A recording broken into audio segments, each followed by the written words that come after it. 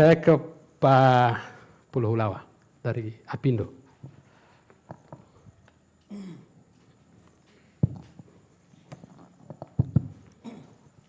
Baik, terima kasih. Assalamualaikum warahmatullahi wabarakatuh. Waalaikumsalam. Selamat malam, salam sejahtera bagi kita sekalian. Forum Demokrasi yang saya hormati Pak Hadi, rekan-rekan dari Naker, BPJS,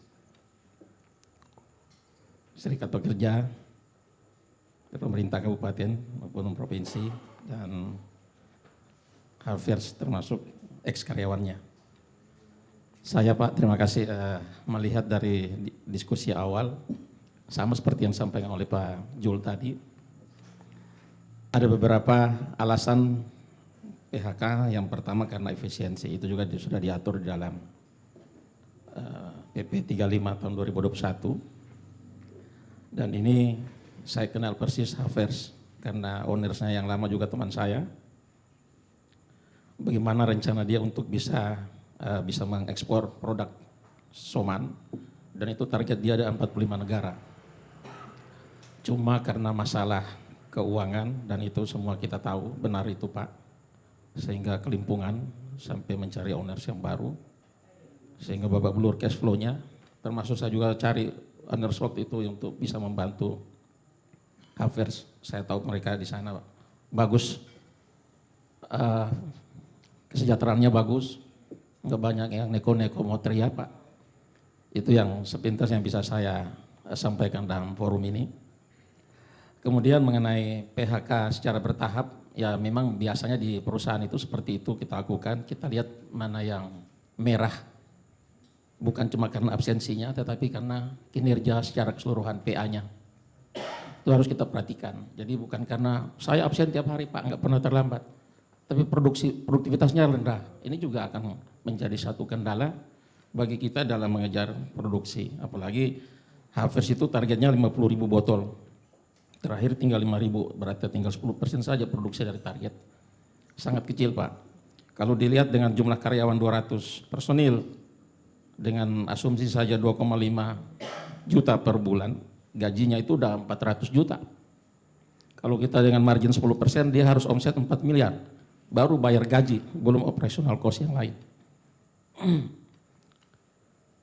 Sehingga ujung-ujungnya cash flow memang akan menentukan.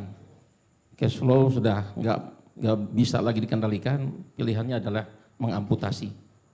Yang tentu yang rusak-rusak diamputasi dulu, yang bagus tetap dibiarkan.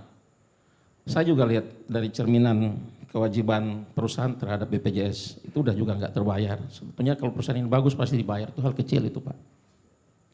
Karena salah satu aset perusahaan itu adalah pegawai, dan pegawai yang bagus pasti kita akan pelihara. Susah cari pegawai yang bagus Pak. Kemudian produk di Havers itu sendiri itu kan bukan bahan bakunya yang mudah hari ini kita dapat, besok produksi jadi. Itu butuh waktu fermentasi yang cukup lama, 6 bulan kalau nggak salah. Semua bahan baku termasuk rumput-rumput itu, buah-buahan itu difermentasi. Membutuhkan waktu paling sedikit 6 bulan.